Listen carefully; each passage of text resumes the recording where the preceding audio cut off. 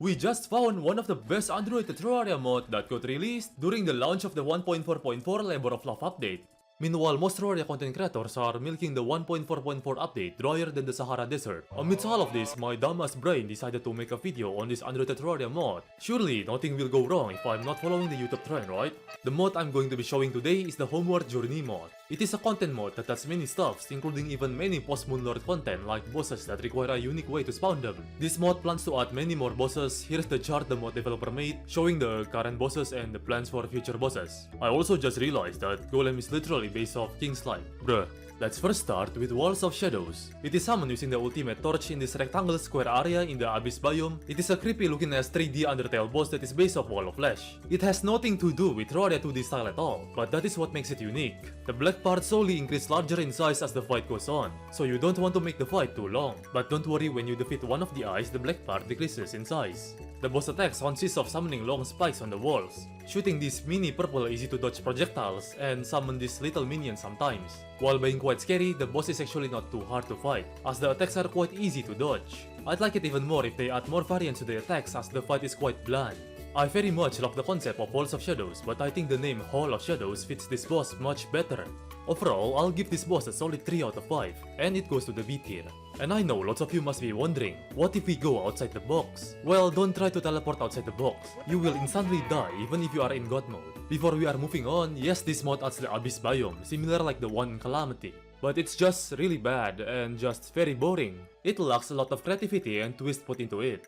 It does have a hard mode boss called Diver though. It's really nothing special. It's actually very boring and an unfair boss. I don't like it. It's hard to fight because it's dark, the attacks are boring and it just stays on one side of your screen, which means true melee is impossible. Dodging the diver attack feels like playing a jumping rope simulator. Overall, I'll give this boss a 0 out of 5. An F tier. Yeah, it's bad. It's very bad. Let's freshen things up with a more visually beautiful boss, Slime God. Not to be confused with the Slime God from Calamity, this Slime God is literally a god, as it is fought post-Moonlord. It disables your flight time, so do use jumping accessories. It looks shiny as fuck.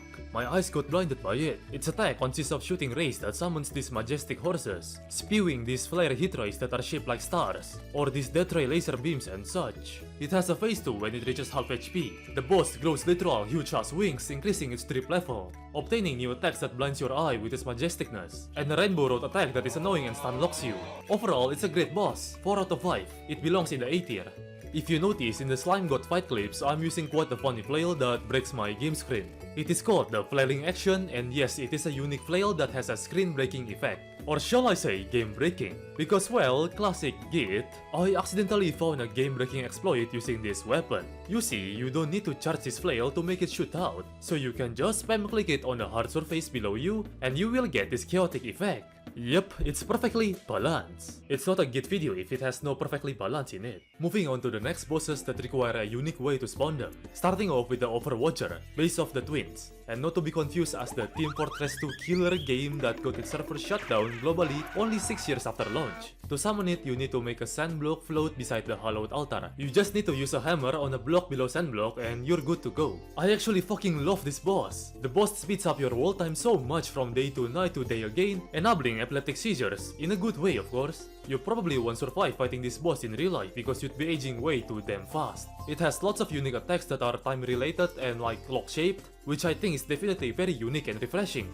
It is quite rare nowadays to get bosses that are based off the concept of time and clockworks, and among most of the other bosses, Overwatcher feels the most unique. And yes, it has a phase 2. The time goes much faster and the attacks become much faster and deadlier. I do have some criticism though. The phase 2 attacks are sometimes too spammy and bullet hellish. And there is this one attack that literally stun locks you if it hits you. But aside from that, the phase 2 is definitely very adrenaline pumping and fun, but kinda hard though. Overall, I'll give this boss a 4.5 out of 5, A+ tier.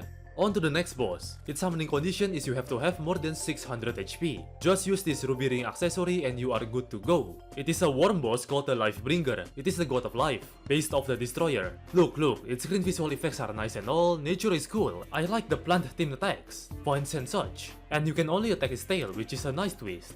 But in all honesty, maybe it's just me, but I do not like this worm boss. Because in my opinion, it's basically your boring and generic worm boss number 6428.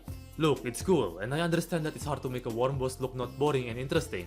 So I'll give this one a 2.5 out of 5 on the C tier, and that's a generous score considering this boss' repetitive attacks. Anyways, next boss. The summoning condition for this one is if lava and water touches together and do not make stone or obsidian. A very unique way to spawn it. Just follow my instruction I'm showing right here using a hammer, and it will summon the god of matter, the Matterializer, based off Skeleton Prime. I fucking love this boss. It is based off geometry and shapes. Basically math. Kinda reminds me a bit on the Polarities mod bosses due to its math concept. It has geometrical attacks and all of the attacks are literally different variants of shapes, ranging from rectangles to triangles attacking you. And I think the way we fight this boss is actually kinda low-key unique. Because instead of running away endlessly, you actually need to use your brain to dodge the attacks. You need to control your timing on when to move. And all the attacks are telegraphed, which really fits the math concept even more.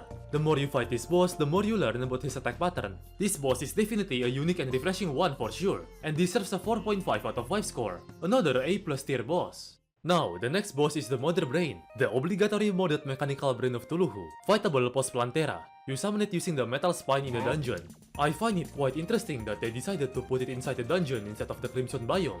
You need to attack those gears surrounding the brain. The gears shoot up a lot of laser beams. Let me be honest, the fight is boring and lackluster, which is sad considering the boss sprite work looks amazing.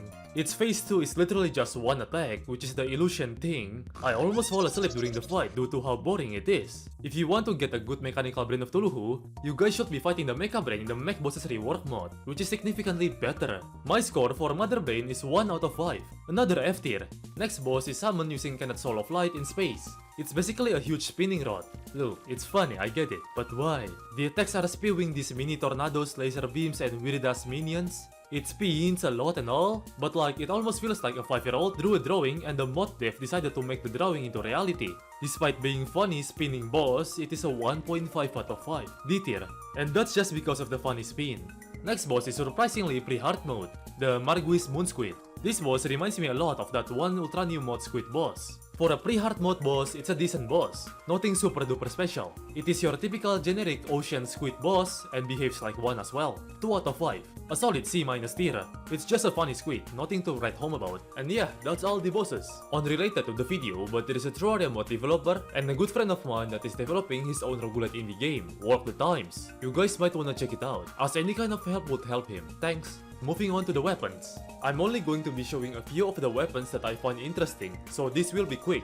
This mod adds lots of weapons and even some that can cause you epileptic seizures. Truly a certified gamer moment. I find it nice that this mod gives a lot of love for Summoner and Sentries, and I'm pretty sure some of these weapons are references to other games. But most notably, the pea shooter from Plants vs Zombies. No, you can't lit your pea shooter on fire, but you can use its upgraded variant that shoots fire peas.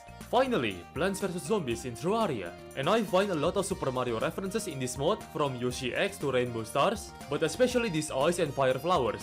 Or this red coin that summons falling stars upon each 8 hit, and the blue variant of it that summons bouncing star upon each 8 hit. The armors are decent as well, like this one that summons dispenser, or this one that blocks projectiles. But yeah, there are lots of other interesting weapons from this mod, but I don't want to make this video too long, so thank you and see ya!